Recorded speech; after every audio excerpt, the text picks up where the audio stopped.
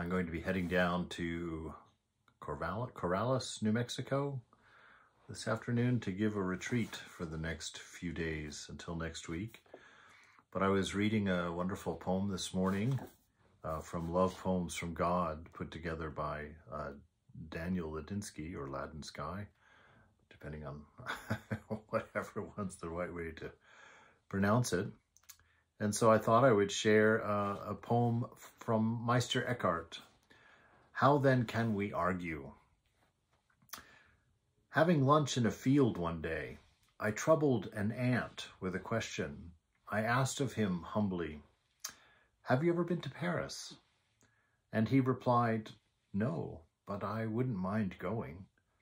And then he asked me if I had ever been to a famous ant city, and I regretted that I hadn't, and was quick to add, "I wouldn't mind either." This led to a conclusion.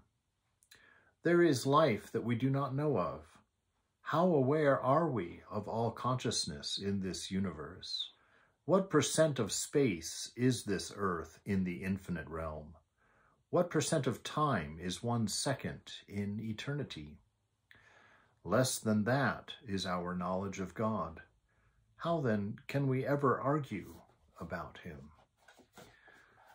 I like that attitude, actually, just that general feeling of being a student in life. You know, even Ramakrishna, really a very profound sage with the deepest of knowledge, said that, that he's forever a student, that every day he learns more of the divine.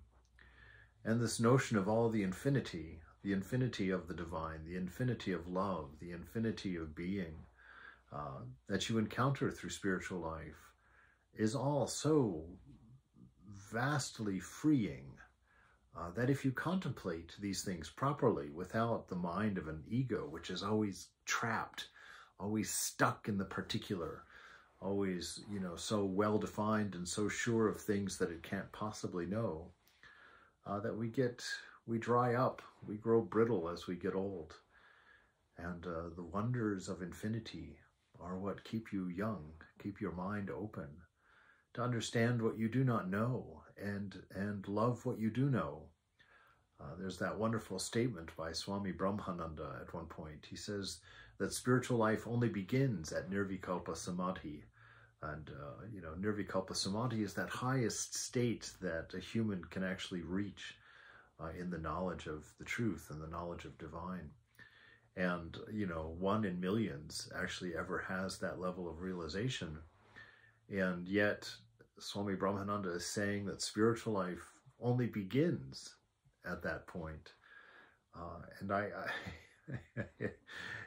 that's an eye-opening statement. That's a real statement of wonder to me. And what it's digested down to for me is this notion that the love of God is infinite. And in our practice, in our prayers, in our inner life, we touch that love. We come to know that love. We come to experience that love.